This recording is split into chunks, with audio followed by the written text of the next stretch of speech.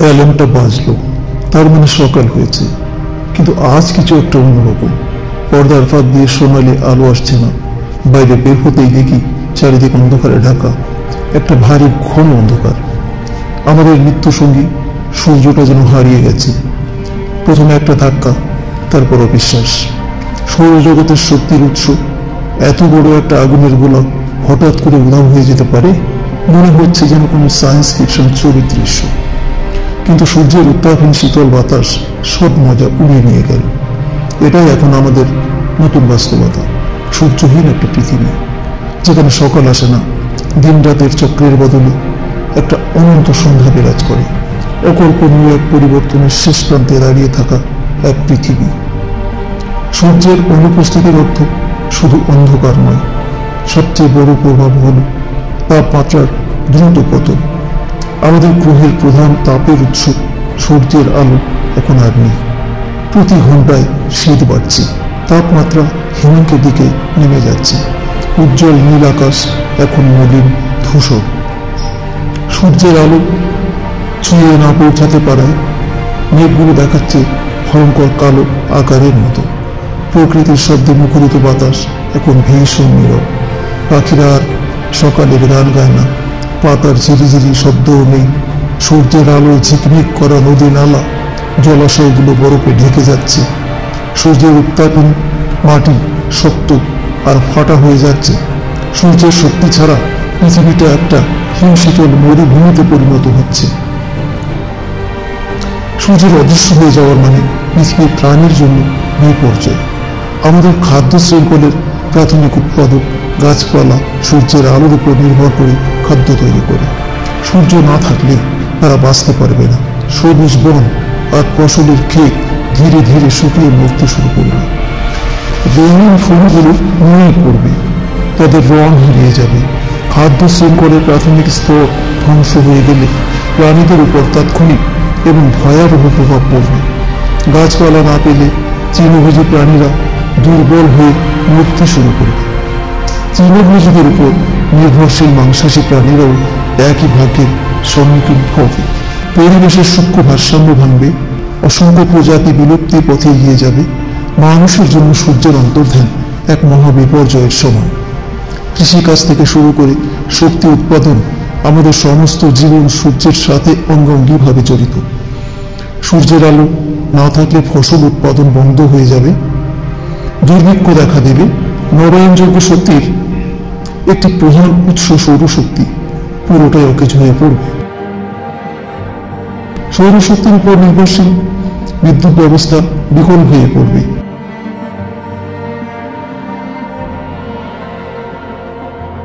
পৃথিবী অন্ধকারে ঢেকে যাবে। সূর্যের উত্তাপ না পেলে তাপের জন্য ক্রমাগত সংগ্রাম করতে হবে। আমাদের প্রযুক্তি এবং সম্পদের সীমারেখা অতিক্রম করতে হবে। সূর্যের অন্তর্ধান একটি নতুন হিম যুগের সূচনা করবে। ক্রমবর্ধমান শীত এবং হ্রাসমান সম্পদের বিরুদ্ধে এক বাঁচার লড়াই। এটি আমাদের মনে করিয়ে দেবে যে আমরা কতটা নির্ভরশীল সেই গ্রহের উপর, যাকে আমরা সাধারণত মনে করি স্বাভাবিক। প্রশ্ন এটা নয় যে আমরা বেঁচে থাকতে পারবো কিনা, প্রশ্ন হলো কতদিন বেঁচে থাকতে পারবো। এই প্রশ্ন উঠবে যে বিস্ময় ভরা এই মহাবিশ্বে আমরা কি সত্যি আমাদের গ্রহের জীবন ধারণকারী সূক্ষ্ম ভারসাম্যের প্রতি কৃতজ্ঞ? পৃথিবীর সব প্রাণ, সবুজ গাছপালা, সবকিছুর উৎস হলো সূর্য। এই বিশাল আগুনের গোলকটা 14,99,06 কিলোমিটার দূরে থেকে আমাদের আবহাওয়া, গাছপালা, খাবার আর পৃথিবীকে আলো দেয়। সূর্যের আলো আর তাপ ছাড়া পৃথিবী হতো একটা বরফে ঢাকা মরুভূমি। চলো একবার ভাবা যাক, হঠাৎ করে সূর্য উধাও হয়ে গেল, তাহলে আমাদের পৃথিবী, আমাদের পরিবেশ আর আমাদের কি হবে? সূর্য না থাকলে সবচেয়ে আগে যা হবে তা হলো তাপমাত্রা অনেক কমে যাবে। কয়েক ঘন্টার মধ্যেই পৃথিবী ঠান্ডা হতে শুরু করবে। একদিনের মধ্যেই পৃথিবীর তাপমাত্রা 0 ডিগ্রির কাছাকাছি চলে আসবে। সব জায়গায় একইভাবে ঠান্ডা হবে না। মরুভূমি যেখানে দিনে রাতে তাপমাত্রার অনেক ওঠানামা হয়, সেখানে সমুদ্রের তুলনায় অনেক তাড়াতাড়ি ঠান্ডা হবে, কারণ সমুদ্র অনেক সময় ধরে তাপ ধরে রাখতে পারে। তবে সব মিলিয়ে পুরো পৃথিবী খুব তাড়াতাড়ি বরফে ঢেকে যাবে। তাপমাত্রা কমে যাওয়ার সাথে সাথে পরিবেশে ভয়াবহ প্রভাব পড়বে। গাছপালা যেগুলো সূর্যের আলো থেকে খাবার তৈরি করে তাড়াতাড়ি শুকিয়ে যাবে এবং মরে যাবে। সবুজ পৃথিবী শুকনো, মরা, বাদামি আর ধূসর রঙে পরিণত হবে। জীবজন্তুর অবস্থাও খুব খারাপ হবে। যেসব প্রাণী সূর্যের তাপে বাঁচে, যেমন সাপ, ব্যাঙ, তারা খুব কষ্ট পাবে। তাদের শরীর এত ঠান্ডা সহ্য করতে পারবে না। অনেক প্রাণী 24 ঘন্টার মধ্যেই মারা যাবে। ভবিষ্যৎ যতই ভয়াবহ হোক না কেন, পৃথিবীর প্রাণ অনেক শক্ত। কিছু প্রাণী, বিশেষ করে সমুদ্রের গভীরে যারা থাকে, তারা সূর্যের আলো ছাড়াই বেঁচে থাকতে পারে। তারা রাসায়নিক প্রক্রিয়ায় খাবার তৈরি করে। আমরা মানুষ আমাদের বুদ্ধি আর বিজ্ঞান ব্যবহার করে কিছুদিন হয়তো বেঁচে থাকতে পারবো। ভূতাপ শক্তি থেকে তাপ আর বিদ্যুৎ পেতে পারি। কৃত্রিম আলো ব্যবহার করে গাছপালা বাঁচিয়ে রাখতে পারি। তবে একটা অন্ধকার ঠান্ডা পৃথিবী, এটাতে বেঁচে থাকা অনেক কঠিন হবে। এটা আমাদের সব সম্ভাবনার পরীক্ষা নেবে। বাচ্চারা স্কুলের দিকে হেঁটে যাচ্ছিল, তাদের পিঠে ব্যাগ ঝুলছিল। অন্য সব দিনের মতো স্কুলের দিন ছিল, শুধু একটা জিনিস ছাড়া চারিদিকে অন্ধকার। সকালে সূর্যের দেখা মেলাটা যেন স্বাভাবিক, কিন্তু আজ সূর্যকে দেখাই যাচ্ছিল না। আকাশটা যেন কালো কম্বল দিয়ে ঢাকা, ঘন আর ভয়ানক। অদ্ভুত অন্ধকার থাকা সত্ত্বেও জীবন চলছিল। রাস্তার বাতিগুলো, যেগুলো সাধারণত সকালে বন্ধ থাকে, সেগুলো জ্বলছিল। ফাঁকা রাস্তায় কমলা আলো চলাচ্ছিল। গাড়িগুলো রাস্তায় চলছিল। হেডলাইটগুলো রাতের বাতির মতো অন্ধকারে আলো ছড়াচ্ছিল। বাচ্চারা যদিও একটু ভয় পেয়েছিল, তারা কৌতূহলী ছিল। তারা নিজেদের মধ্যে ফিসফিস করে কথা বলছিল, ভাবছিল সূর্য কেন আজ ছুটিতে গেছে, লুকোচুরি খেলছে নাকি, কোথাও বেড়াতে গেছে। অন্যদিকে বড়রা বেশি চিন্তিত ছিল। তারা যখন কাজে যাচ্ছিল, তাদের মুখে বিভ্রান্তি এবং উদ্বেগের ছাপ। কি হচ্ছিল এটা? এটা কি কোনো অদ্ভুত আবহাওয়ার ঘটনা? অন্ধকার যেন প্রতিটি শব্দকে আরো জোরে করে তুলছিল। শহরটিকে একই সাথে ভীষণ শান্ত এবং অদ্ভুতভাবে কোলাহলপূর্ণ করে তুলছিল। সকালের স্বাভাবিক আড্ডা ভুলে গিয়ে সবাই ফিসফিস করে কথা বলছিল এবং উদ্বিগ্ন দৃষ্টিতে একে অপরের দিকে তাকাচ্ছিল। কেউ কেউ ফোন করে পরিবার এবং বন্ধুদের কল করার চেষ্টা করছিল, ব্যাখ্যা আশা করে। আবার কেউ কেউ শুধু আকাশের দিকে তাকিয়েছিল, তাদের মুখে বিস্ময়ের চাপ। মিনিট ঘন্টায় পরিণত হতে থাকায় রহস্য আরো ঘনীভূত হতে থাকে। রেডিও এবং টেলিভিশন, যেগুলো সাধারণত খবর এবং বিনোদন নিয়ে মুখরিত থাকত, সেগুলো এখন অবর্ণনীয় অন্ধকার নিয়ে আলোচনা ভরে গিয়েছিল। বিশেষজ্ঞদের সাক্ষাৎকার নেওয়া হচ্ছিল, যুক্তিসঙ্গত ব্যাখ্যা দেওয়ার চেষ্টা করায়। তাদের কণ্ঠস্বরে অনিশ্চয়তা ছিল। এটি কি সূর্যগ্রহণ ছিল, আকস্মিক ঘূর্ণিঝড়, নাকি সম্পূর্ণ অন্য কিছু? কিন্তু যুক্তিসঙ্গত কিছু অদ্ভুত তত্ত্ব ঘুরতে শুরু করল। কেউ কেউ প্রাচীন ভবিষ্যৎবাণীর কথা বলতে লাগল, আবার কেউ কেউ সরকারের ভুল পরীক্ষা নিরীক্ষার কথা ফিসফিস করে বলতে লাগল। ভাইরাসের মতো ভয় শহর জুড়ে ছড়িয়ে পড়তে শুরু করলো। অবশেষে অনন্তকাল যেন কেটে গেল। উত্তর এলো, এটি কোনো অতি প্রাকৃত ঘটনা ছিল না, প্রলয়ের লক্ষণও ছিল না। এটি ছিল একটি বিরল আবহাওয়াগত ঘটনা। দূরবর্তী অগ্নুৎপাত থেকে আগ্নেয় ছায়ের ঘন মেঘ শহর জুড়ে ভেসে এসেছিল, সূর্যকে আটকে রেখেছিল। ব্যাখ্যাটি ছড়িয়ে পড়ার সাথে সাথে স্বস্তি ফিরে পেল শহর। অন্ধকার যদিও উদ্বেগজনক ছিল, অস্থায়ী ছিল। জীবন স্বাভাবিক অবস্থায় ফিরে আসতে পারে। সূর্য ছায়ের আড়ালে লুকিয়ে থাকলেও অবশেষে আবার উঠবে, এটাই স্বাভাবিক। বাচ্চারা তাদের ভয় ভুলে গিয়ে আবার খেলায় মন দিল। অদ্ভুত সকালটি ইতিমধ্যেই একটি অস্বাভাবিক গল্পের জগতে মিলিয়ে যাচ্ছে। তারা জানত সূর্য আবার ফিরে আসবে, আর আগামীকাল তারা আবার স্কুলে ফিরে যাবে। আরও একটি দিনের জন্য প্রস্তুত। কখনো ভেবে দেখেছ, পৃথিবীর তাপমাত্রা যদি হঠাৎ করে অনেক কমে যায়, তাহলে কি হবে? কল্পনা করো, এক সকালে ঘুম থেকে উঠে দেখলে তাপমাত্রা রাতারাতি 15 থেকে 20 ডিগ্রি সেলসিয়াস কমে গেছে। শুনতেই শীত শীত লাগছে, তাই না? আজকে আমরা ঠিক এটাই নিয়ে আলোচনা করব। সূর্য হলো আমাদের তাপের প্রধান উৎস। সূর্য ছাড়া পৃথিবী একটা বিশাল ফ্রিজের মতো হয়ে যাবে। শুধু একটু ঠান্ডা লাগবে না, আমাদের জীবনযাত্রাই পুরোপুরি বদলে যাবে। ভাবো একবার, আর কোনো রৌদ্রোজ্জ্বল দিন থাকবে না, মৃদুমন্দ বাতাস থাকবে না, সমুদ্র সৈকতে আর ঘুরতে যাওয়া হবে না। গাছপালা বাঁচতে কষ্ট পাবে, আমাদের খাবারের সংকট দেখা দেবে। সূর্যের তাপ ছাড়া ছোট ছোট প্রাণীদের বাসস্থানও নষ্ট হয়ে যাবে। কিন্তু এটা শুধুমাত্র তাপমাত্রা কমে যাওয়ার ফলে আবহাওয়া থেকে শুরু করে সমুদ্র সব কিছুতেই প্রভাব পড়বে। বরফ ছড়িয়ে পড়বে, বিশাল এলাকা ঢেকে যাবে, পুরো পৃথিবী দেখতে একটা ধ্বংসপ্রাপ্ত জায়গার মতো লাগবে। ভয়ঙ্কর, তাই না? এটা আমাদের মনে করিয়ে দেয় যে আমাদের পৃথিবী কতটা সূক্ষ্ম এবং আমরা কতটা সূর্যের উপর নির্ভরশীল। তাই পরের বার যখন রোদে বসবে, মনে রেখো সূর্য আমাদের পৃথিবীকে কতটা উষ্ণ এবং সজীব রাখে।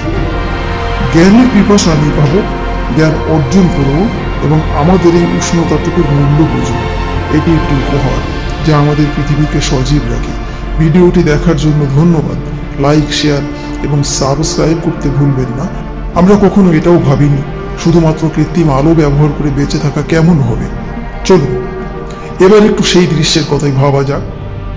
ধরুন সূর্য একদিন হারিয়ে গেল, আর আমরা বেঁচে থাকার জন্য সম্পূর্ণরূপে নির্ভর করছি কৃত্রিম আলোর উপর। অনেকটা ভবিষ্যতের সিনেমার মতো শোনাচ্ছে, তাই না? কিন্তু বাস্তবে এটা কতটা কার্যকর হবে সেটাও ভাবনার বিষয়। প্রথমত, কৃত্রিম আলোর জন্য বিদ্যুৎ প্রয়োজন, আর বিদ্যুৎ তৈরি করতে জ্বালানি লাগে। তাপমাত্রা কমে গেলে আমাদের শরীর শক্তির চাহিদা অনেক বেড়ে যাবে। তার মানে আলো জ্বালিয়ে রাখতে এবং ঘর গরম রাখতে আরো বেশি জ্বালানি লাগবে। এবার ভাবুন আমাদের খাবারের কথা। সূর্যের আলো ছাড়া গাছপালা খাবার তৈরি করতে পারবে না, আর তখন ঘরের ভেতরে চাষবাসই হবে আমাদের একমাত্র ভরসা। কিন্তু জানেন তো, ঘরের ভেতরে চাষবাসের জন্য প্রচুর পরিমাণে বিদ্যুৎ প্রয়োজন হবে আলো এবং তাপমাত্রা নিয়ন্ত্রণের জন্য। মাত্র এক সপ্তাহের মধ্যেই আমরা তীব্র জ্বালানি ও খাদ্য সংকটের মুখোমুখি হতে পারি। এমন ভয়াবহ পরিস্থিতিতে আমাদের বর্তমান অবকাঠামোগুলোর উপর চাপ পড়বে অসম্ভব রকম। বিদ্যুৎ কেন্দ্রগুলো বর্ধিত চাহিদা মেটাতে গিয়ে হিমশিম খাবে, আর জ্বালানি ও খাদ্য সরবরাহ ব্যবস্থা পুরোপুরি ভেঙে পড়বে। তাই কৃত্রিম আলো হয়তো কিছুদিনের জন্য আমাদের বাঁচিয়ে রাখতে পারে, কিন্তু এটি কোনো স্থায়ী সমাধান কোনোভাবেই নয়। সম্পদ এবং শক্তি ব্যবহারের জন্য কার্যকর পরিকল্পনা না থাকলে আমরা খুব দ্রুত বিপদে পড়ে যাব। এই চিন্তা ভাবনা থেকে আমরা বুঝতে পারি যে আমাদের বেঁচে থাকাটা কতটা নির্ভর করে প্রাকৃতিক সম্পদের উপর। একই সাথে এটা আমাদের মনে করিয়ে দেয় যে টেকসই জ্বালানি এবং খাদ্য উৎপাদন প্রযুক্তিতে বিনিয়োগ করা কতটা গুরুত্বপূর্ণ।